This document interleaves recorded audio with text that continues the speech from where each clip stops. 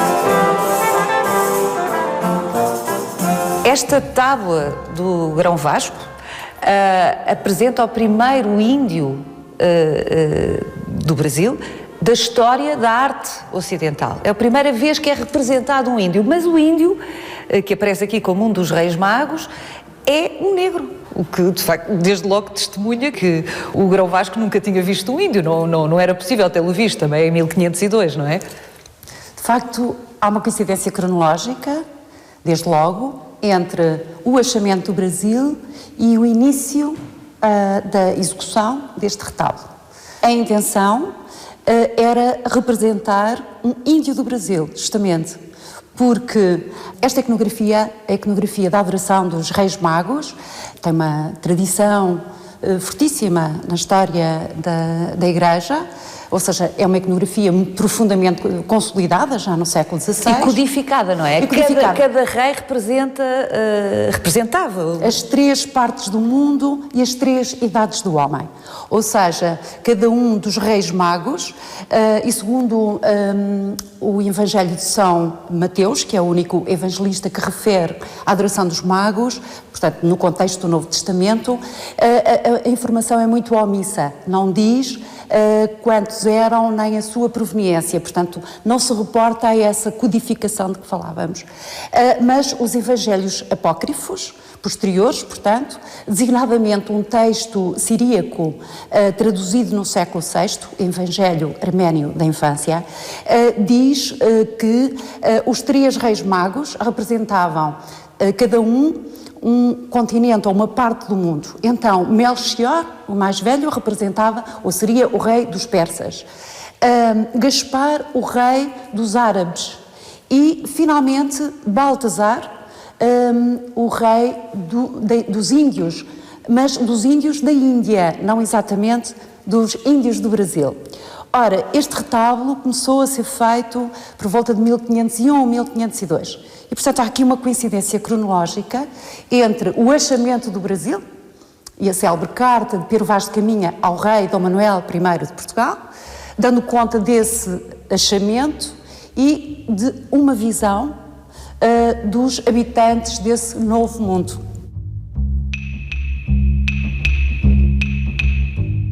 A Carta de Pero Vaz de Caminha está classificada pela Unesco como um dos mais relevantes documentos da história da humanidade. Não podia ser de outra maneira.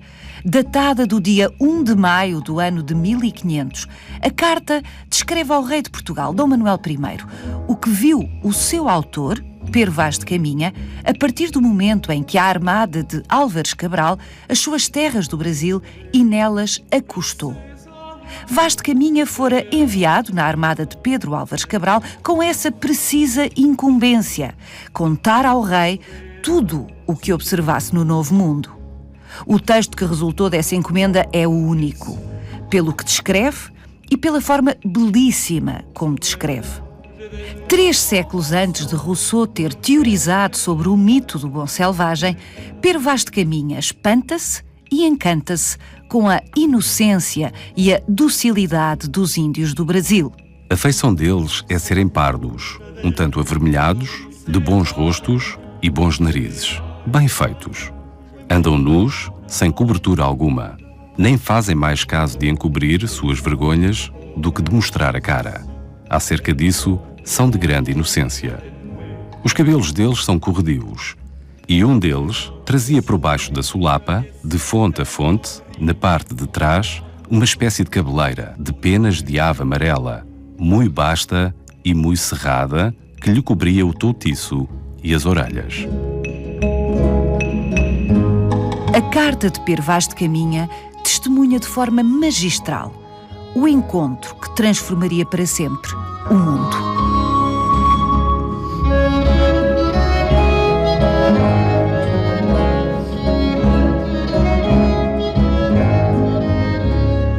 Atendendo a que o Brasil foi descoberto em 1500 pela frota de Pedro Álvares Cabral e que este retábulo, e concretamente esta tábua, começa a ser pintada, como acabou de dizer, em 1501, é possível que Grão Vasco e as suas gentes tivessem tido acesso à Carta de Pero Vaz de Caminha, que no fundo era um relato do achamento do Brasil, Sim, mas uma carta dirigida ao rei. E, portanto, eu suponho que o Grão Vasco e outros pintores que trabalharam com certeza neste retábulo, que é uma obra coletiva, já explicarei, tiveram acesso a descrições, a relatos, ou seja, tiveram acesso não à carta exatamente. Não exatamente à carta, mas com certeza aos inúmeros comentários que, no regresso, a armada de Pedro Álvares Cabral havia ter trazido. Na verdade, se nós hoje estabelecermos uma correspondência entre o conteúdo da Carta de Pero Vaz de Caminha e esta figuração, esta representação, há alguns aspectos muito, muito coincidentes. Desde logo o espírito geral, a intenção da Carta.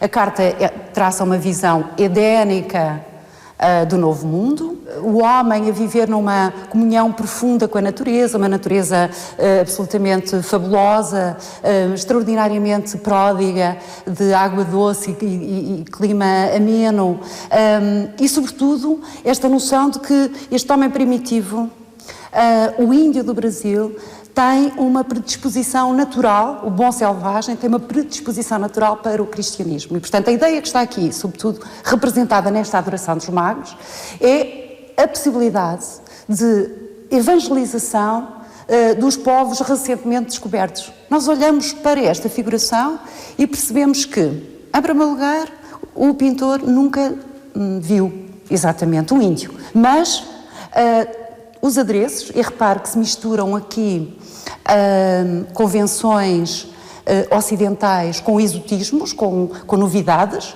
Temos os calções de brocado e o gibão de seda, que são claramente ocidentais. A figura nem sequer está descalça, portanto tem umas sandálias, mas depois no cocar de penas... Como descreve a Carta de Pero Vaz de Caminha. Exatamente. No cocar de penas, nas contas, nos brincos de coral, nas manilhas que ornamentam os braços e as pernas e, sobretudo, na enorme flecha, claramente tupinambá, ou seja, está identificada a etnia através desses elementos, desses adereços.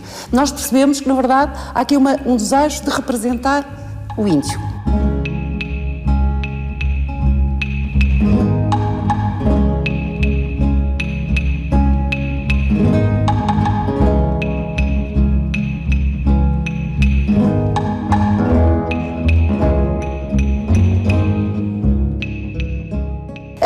as reformas manuelinas da Catedral de Viseu e da Catedral de Lamego foram acompanhadas também pela encomenda de retábulos, de grandes peças com um aparato visual e com uma, enfim, finalidade litúrgica e catequética muito clara. Manuel Botelho Pereira, em 1630, faz uma descrição da Catedral de Viseu, onde estavam todas as pinturas do Grão Vasco, e refere claramente que este retábulo tinha as armas de Dom Fernando Gonçalves de Miranda e Dom Diogo Ortiz de Viegas, ou seja, um encomendou e o outro mandou acabar.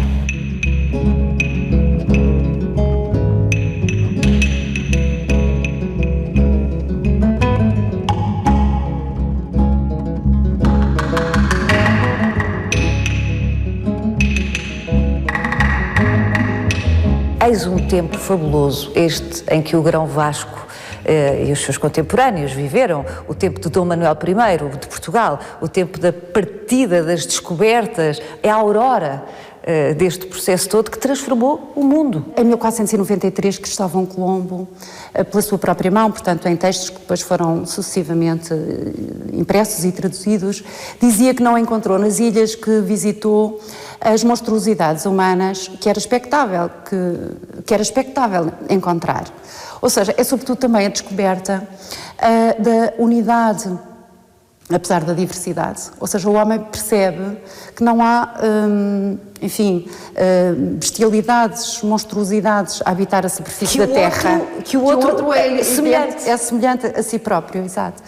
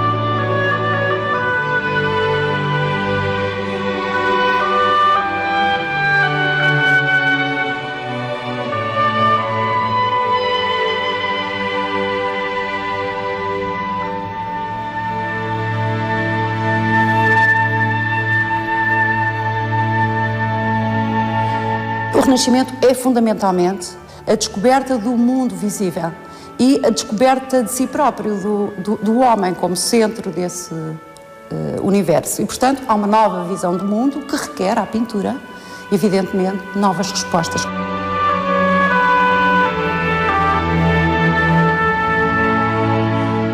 Na Idade Média e no período gótico, quando falamos em pintura gótica, queremos dizer, sobretudo, que o pintor dá conta de um mundo celestial, que não é o seu, é um mundo para lá do seu. Estes valores vão ser todos alterados, invertidos, até se quiser, no período do Renascimento.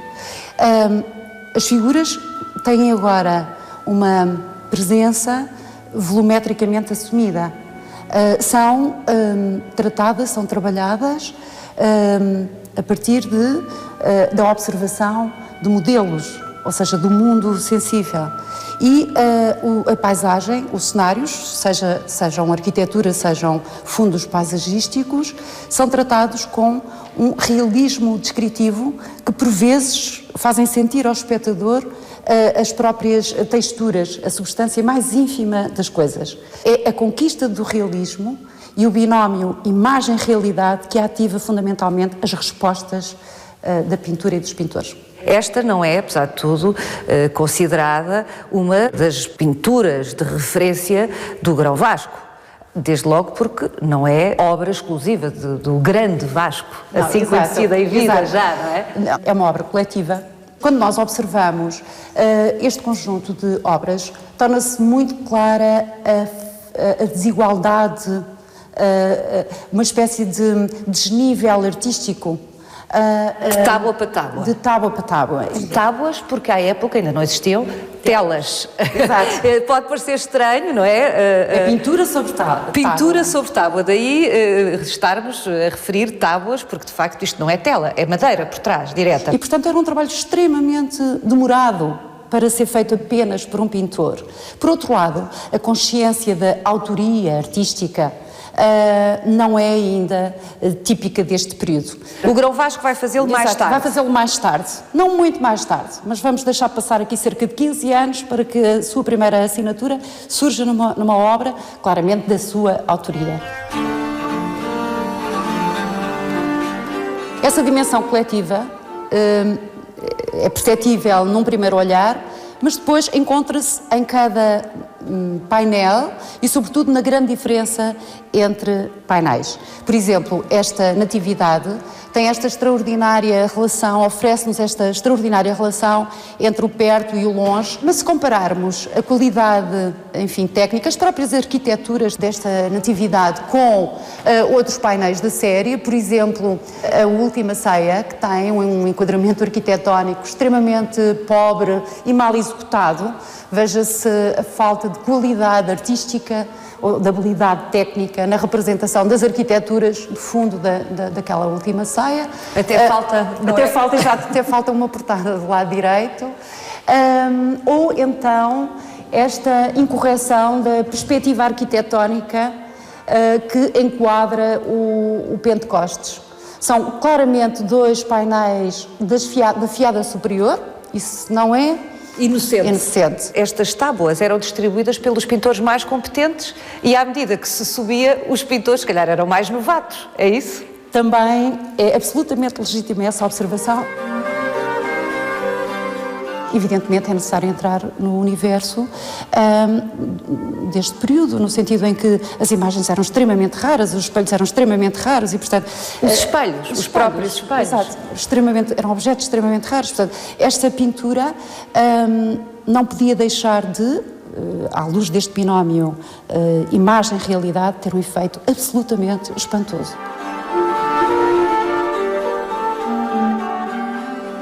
Está na altura de falarmos da figura, da pessoa, daquilo que se sabe da biografia do grande Vasco, que começou a ser tratado por grande ainda em vida. O retábulo de Viseu valeu-lhe o retábulo de Lamego, o retábulo de Lamego valeu-lhe imediatamente um retábulo em Santa Maria de Salzedas, nas imediações de Lamego, e portanto todas as casas religiosas da região, das Beiras e do Alto Douro, de alguma maneira, se empenharam para ter um retábulo de Grão Vasco, à época.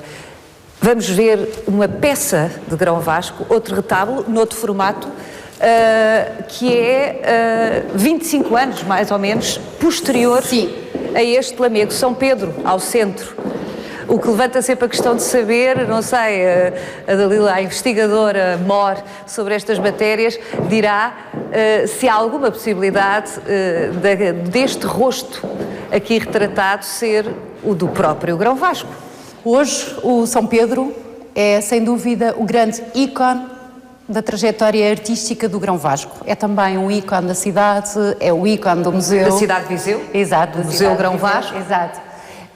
Na altura, representava seguramente não apenas o apóstolo, mas o Papa entronizado, o chefe espiritual da Igreja, o chefe da Igreja. A figura tem uma caracterização fisionómica e uma profundidade espiritual digna, aliás, de um retrato. E, portanto, é legítimo que nós, se quisermos, vejamos aqui o próprio pintor. Mas não creio que ele tivesse essa ousadia, porque esta pintura foi feita para a Capela de São Pedro, na Catedral da cidade, na Catedral de Viseu, e não creio que o pintor tivesse a ousadia de se representar na figura do chefe espiritual da Igreja e do grande apóstolo São Pedro. Quem foi este homem, Dalila? Um pintor com grandes capacidades artísticas, não se sabe nada da sua existência histórica até ao ano de 1501, surge documentado em Viseu, era já pintor e já casado, portanto deveria ter cerca de 25 anos. Veio morrer na cidade de Viseu, no inverno de 1542, início de 1543. Ou seja, durante cerca de 40 anos teve aqui a sua oficina, a sua família, mudou de casa, portanto está amplamente documentado, sobretudo através de registros notariais de âmbito económico, e tem aquilo que é mais importante, o testemunho da sua trajetória artística.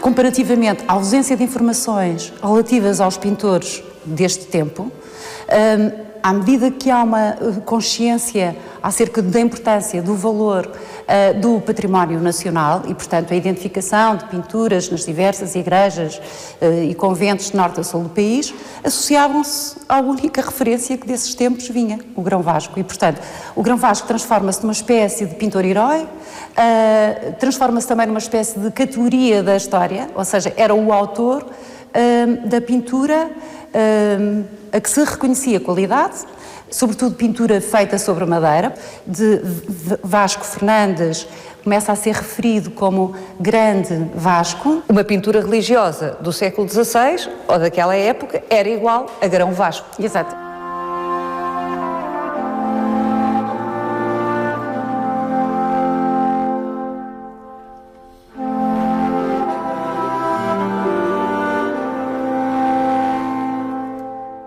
Qual é a primeira tábua assinada que se conhece de Grão Vasco, ou pelo menos aquela que chegou até a nós? Nunca saberemos se foi a primeira que efetivamente ele assinou.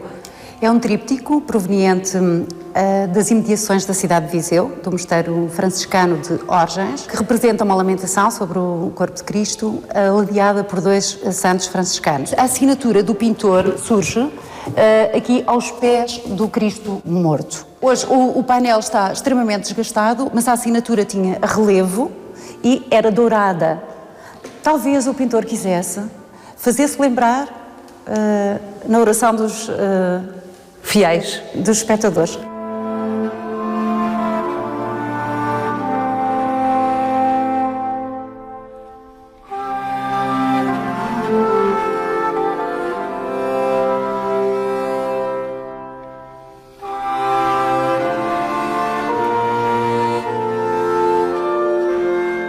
Outra das pinturas centrais da obra de Grão Vasco é esta, Assunção da Virgem. Esta Assunção da Virgem... que é uma das suas favoritas, ao que sei. Porque é que ela é uma das minhas favoritas? Por ser muito expressiva dos recursos técnicos e artísticos do Grão Vasco. Desde logo, pela sua paleta tão escura, mas tão explorada do ponto de vista das gradações tonais. Podemos dizer que a pintura do Grão Vasco pode, desde logo, ser identificada por essa característica. Paleta escura e efeitos visuais extremamente sensíveis pelas infinitas gradações tonais que utiliza.